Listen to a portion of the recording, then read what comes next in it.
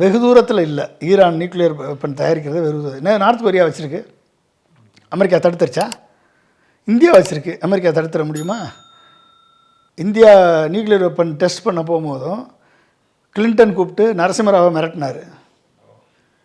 நரசிம்மராவை கூப்பிட்டு அப்துல் கலாமை கூப்பிட்டு இந்த மாதிரி கிளின்டன் மிரட்டுறாரு, உங்கள் மேலே பொருளாதார தடையும் டெக்னாலஜிக்கல் சாங்ஷனும் பண்ணுவேன், தொழில்நுட்ப தடையும் விதிப்பேன் என்று மிரட்டுறாரு, நம்ம நாட்டுக்கு பிரச்சனை வந்துடுமே அப்படின்னு கேட்குறப்ப அப்துல் கலாம் வந்து அதை பற்றி அவன் எதை வேணாலும் விதிக்கிட்டான். ஸ்ட்ரென்த் ரெஸ்பெக்ட் ஸ்ட்ரென்த், வலிமை ஒன்று தான் வலிமை மதிக்கும், அதை வி வில் ஹேண்டில் இட்.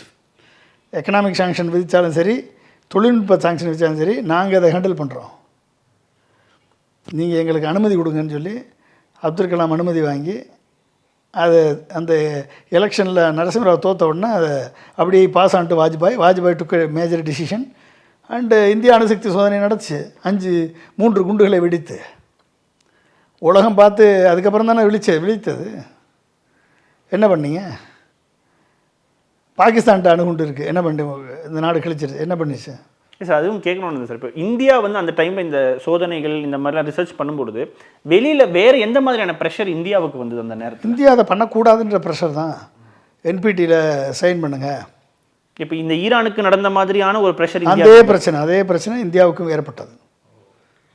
அதை எதிர்த்து தான் அப்துல் கலாம் சாதனை பண்ணார், அதை எதிர்த்து தான் நரசிம்மராவ் சாதனை பண்ணார், அதை எதிர்த்து தான் அப்துல் கலாம் கொடுத்த தைரியத்தில் வாஜ்பாய் அந்த அணுகுண்டு சோதனையை நடத்த உத்தரவிட்டார். இல்லைன்னா எப்படி நடத்துவாங்க?